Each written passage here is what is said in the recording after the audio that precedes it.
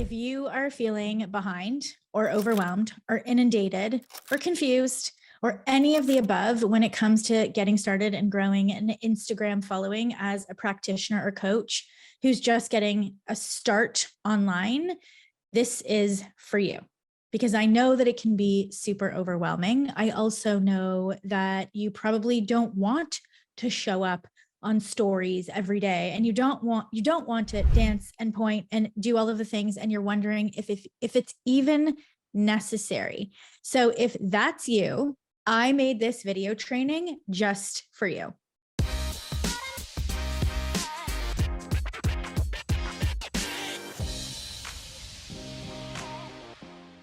Welcome to the Wellness Business Hub channel. I am the founder of the Wellness Business Hub, Lori Kennedy, and we work with practitioners and coaches who are just getting their start online and want to have an online program so that they can transform lives for a living. So if that is where you are, if you are just getting started online, then go ahead and hit that subscribe button and the little bell thingy so that you get notified every time we post new training videos.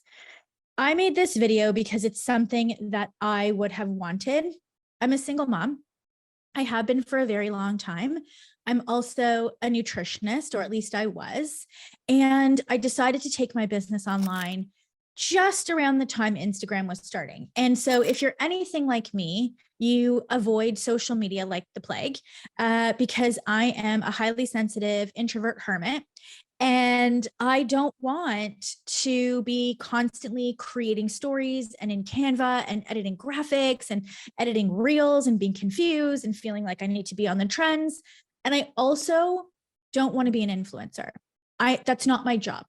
My job is to not be an influencer. However, as a coach who has an online business, I do know that it is so important to have the right following. And I also know that it's so important to produce high value content that attracts the right people and also provides a constant stream of value.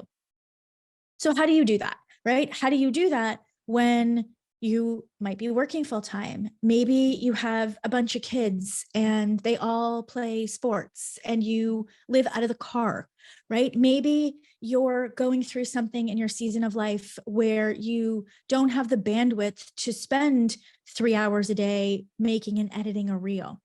So how do you get started and grow an Instagram audience and an Instagram brand profile, whatever you want to call it, without it taking over your life? So I've put together 5 really easy steps that you can implement that I use to be consistent on Instagram and also grow my following. Now, I will say that depending on the type of business model that you have, and yes, I mean business model as a practitioner or coach, Instagram, in my opinion, shouldn't be your primary source of lead generation. It shouldn't be your primary source of building your audience. In my opinion, it should be your email list. So we're going to use Instagram to grow the email list.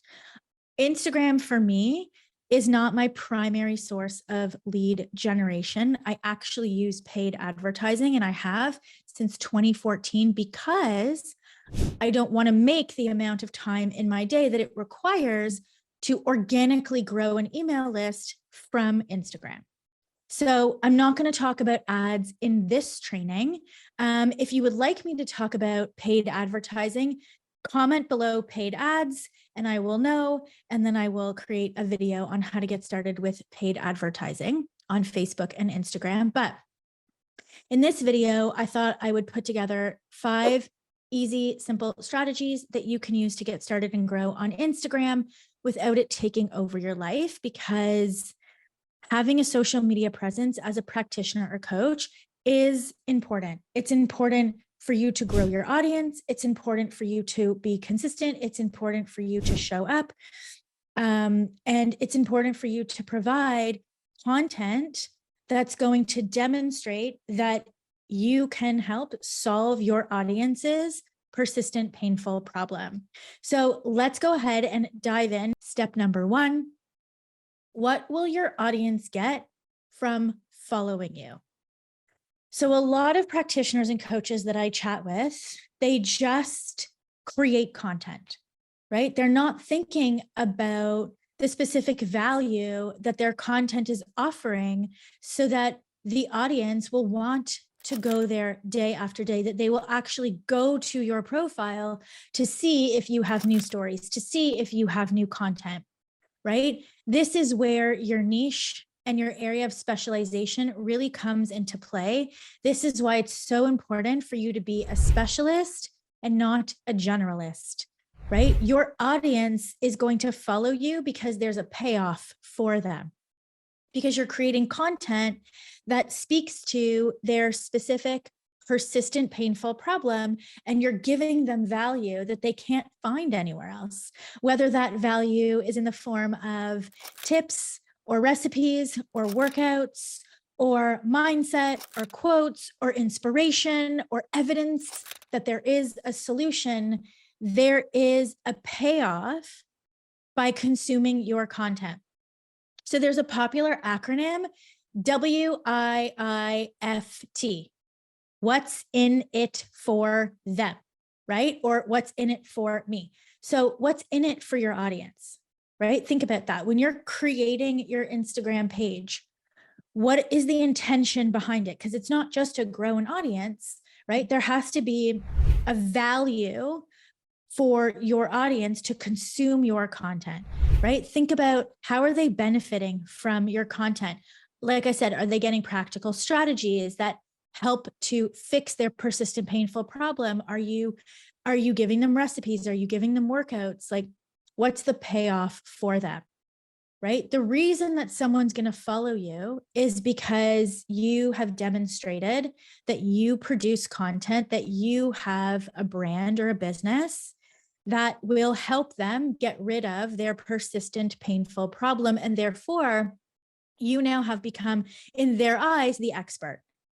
And they want to follow you because they like watching you. You're entertaining, you're likable, you're like them. So there's a payoff for people to follow you.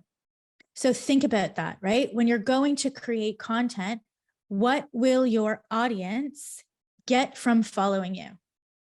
Step number 2, you're going to optimize your profile and your bio.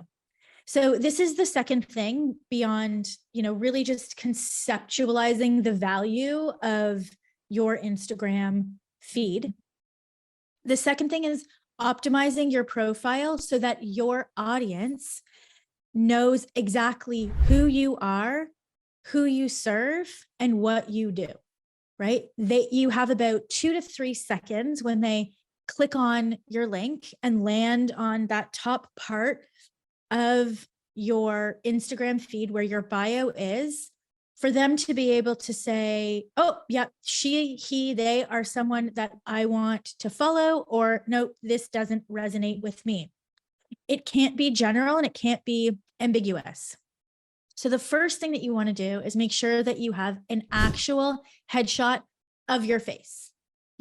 It's very difficult to build trust and to get someone to hit that follow button when the image is either a flower or a pet or a logo.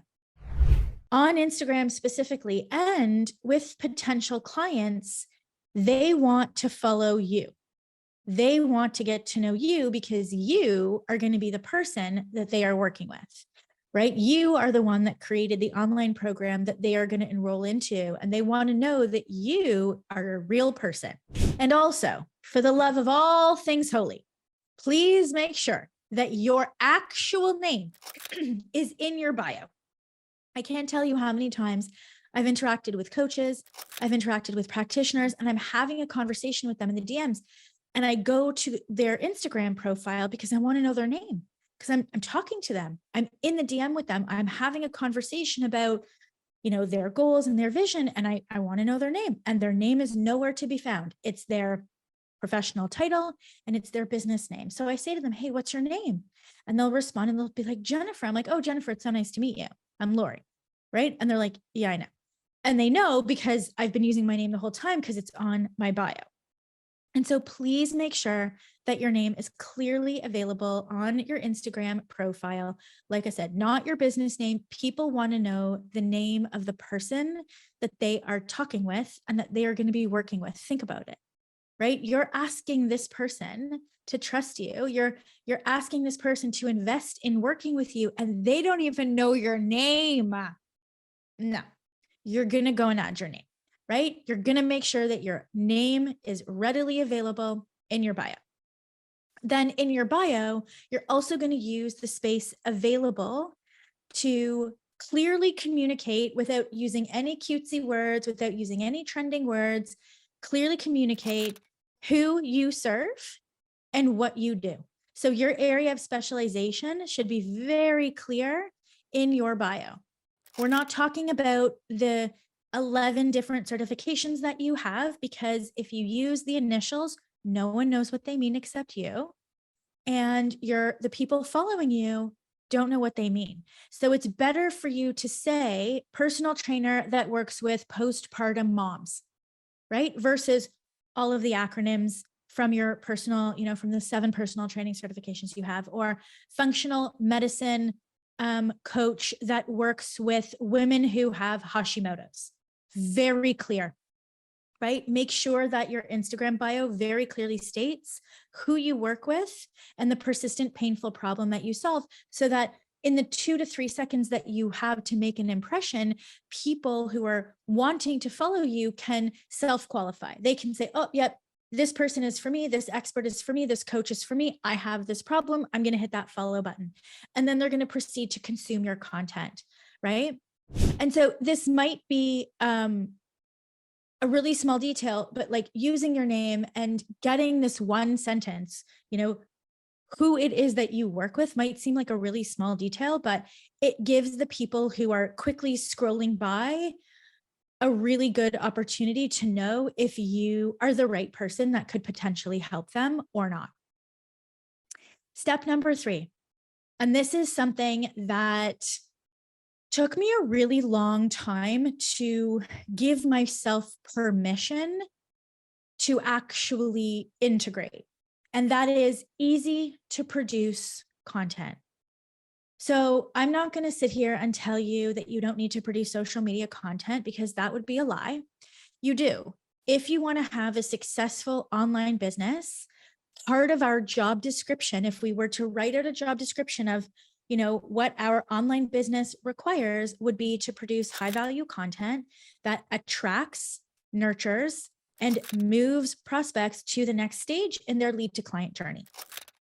And so this might be a little controversial, because I know that there are so many people out there, so many really successful Instagram coaches out there who are, saying you need to do reels and you need to do this and you need to do this and you need to do that. And I come from a little bit of a different place, because I am not an Instagram coach. I am a business owner, and that's sort of how I think about myself. And I'm also, like I said, a single mom who doesn't want to spend 3 hours a day editing a reel. And so I had to really figure out the type of content that was easy for me to produce. And then I just produced it. So for me, I don't love doing video. Like, believe it or not, producing a weekly YouTube video is very difficult for me. And I do it because I am committed to providing value to you, and it's a part of my job.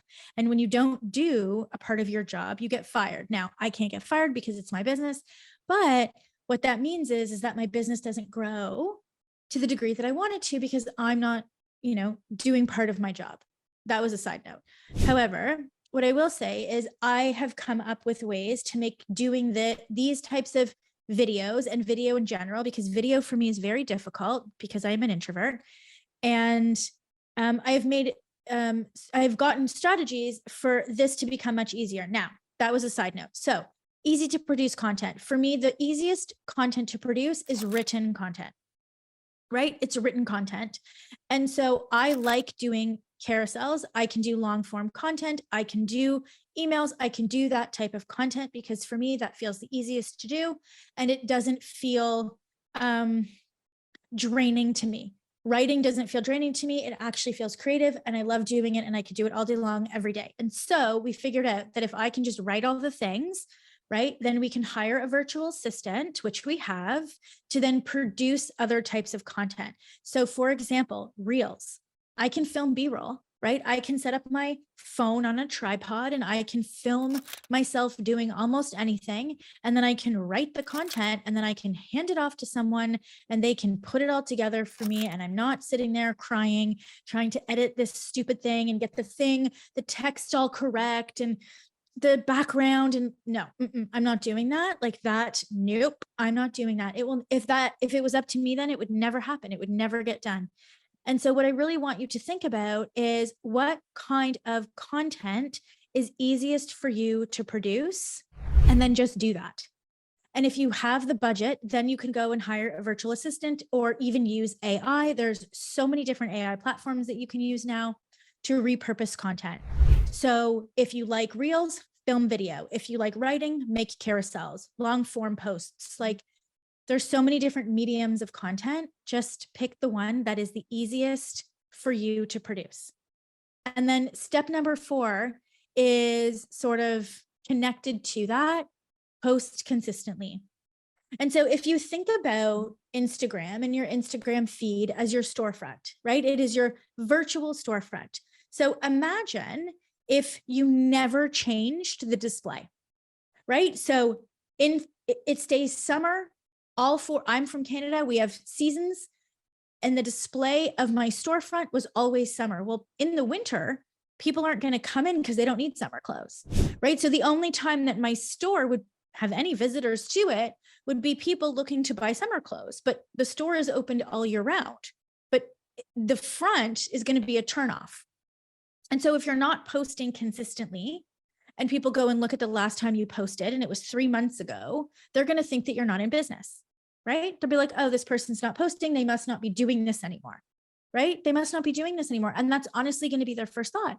When you go to a store and there's no new merchandise and the door is closed, they'd be like, oh, they must be out of business, right? And so it's so important for you to post consistently. Now that might be once a week, right? That might be 2 times a week, but you need to pick a schedule that you can consistently stick to and then produce content that is easy for you to produce, even if it's the day of. If you don't want to batch content, don't batch content. That's fine. But once a week, you can spend 60 minutes and you can put up a social media post on your Instagram feed, right? And so it's important that you figure out what level of consistency you can stick to so that your storefront changes as often as you can change it. And then step 5 is engagement. So when I work with practitioners and coaches, they say to me, I feel like I'm spending so much time engaging with people and I feel like it's a waste of time. And I go back to the store example and I said, okay, so imagine that you have a store and people are coming in off the street to your store and you are standing in the corner, not talking to them. They see you, right? They see you, but you're just standing there. Not even like a hello, not even a hi, can I help you? You're just standing there because you have other things to do and you don't think that engaging with your potential customers is a good use of your time. They're going to leave and they're going to think you're rude and they're going to be like, wow, that was a really bad customer experience. Like, I'm never going there again. They weren't helpful, right? Think about it that way. When someone lands on your Instagram feed and they heart your post or they leave a comment or a new person follows you, that is someone walking into your store. That is a potential client. You don't know if they're going to buy anything the first time that they visit, but because you were so friendly, right? Hi, oh my gosh, I love your shoes. How are you? How's it going? Can I help you with anything? No, you're just browsing. Amazing. I just want to draw your attention. We just got some new merchandise in. I am obsessed with it. If you're in the market for like some really cute tank tops, head on over there, right? Otherwise, I'll be over here. If you need anything, just let me know. That same conversation can happen in the DMs, right? Hey, thank you so much for following me. I know this might seem kind of weird, but I went to your IG profile and your dog is super cute. I assume you're following me because you're struggling with IBS. I have a bunch of free resources. If you ever really need anything, or you would like, a resource about foods you can eat to not have an IBS flare, just reply back and let me know, right? Engagement. People are in your store and you don't want to be the customer service person in the corner who is not talking to anybody. Right. And so engagement is really important. It is probably the best use of your time outside of creating content, right? Is engaging with potential clients. Every single person that follows you, that comments, that hearts your post, that shares your post, that's an opportunity for you to initiate a conversation, right? And so please remember and use the store example. Like, if I owned a store, would this be part of my job description? Right. And the answer would be yes. So those are 5 strategies that you can use to get started and grow on Instagram without it taking over your life. And I also wanted to give you 3 mistakes that I see practitioners and coaches make when it comes to their Instagram growth strategy that I think is setting them back. So the first mistake is feeling like it has to be perfect. It's never going to be perfect. I have posted content with spelling mistakes. I have posted content where the audio wasn't syncing. It's okay, right? And the people that want to work with you, the people that value your content, will either let you know that there's an error, in which case you can edit it, or won't even notice. Like, I can't tell you how many times I've put out content and like 3 months later, somebody is coming and saying, hey, this is an error here. I'm like, how many people saw this? And nobody said anything and nobody noticed. Right. And so there really is no such thing as perfect. You're going to have content pieces that some do better than others, but the goal really is to create and publish. Just let that be your mantra. Create and publish, right?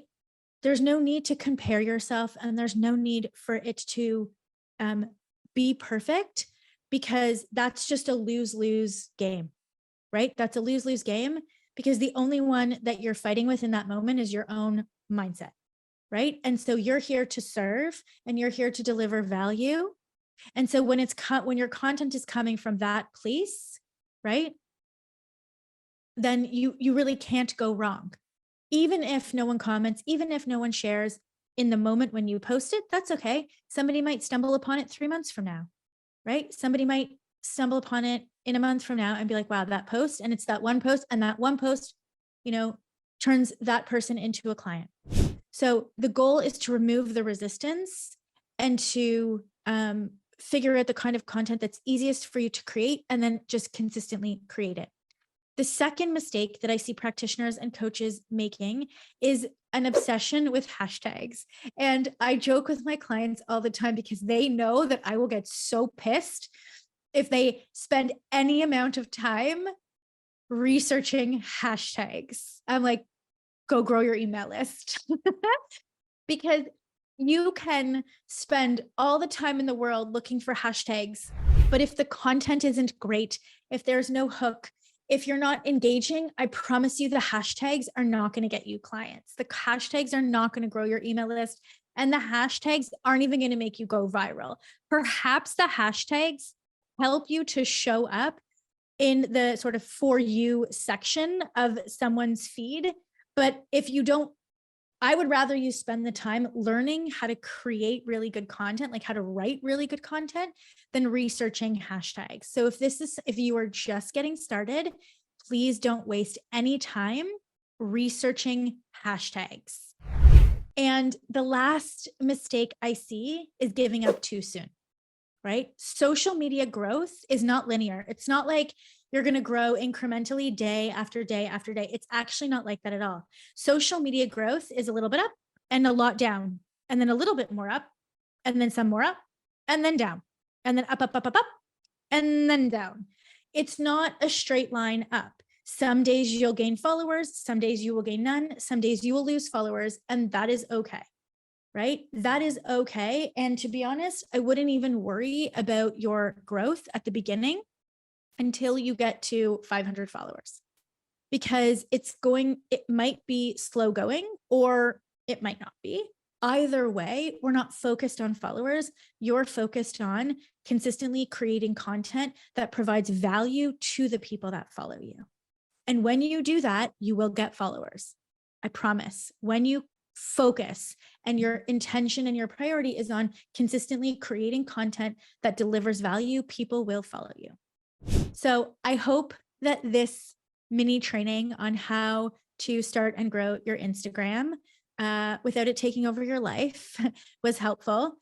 Any questions about Instagram or how I use Instagram, or if you want me to do that paid training on, if you want me to do that training on paid ads, just comment below and I will see you real soon. Bye.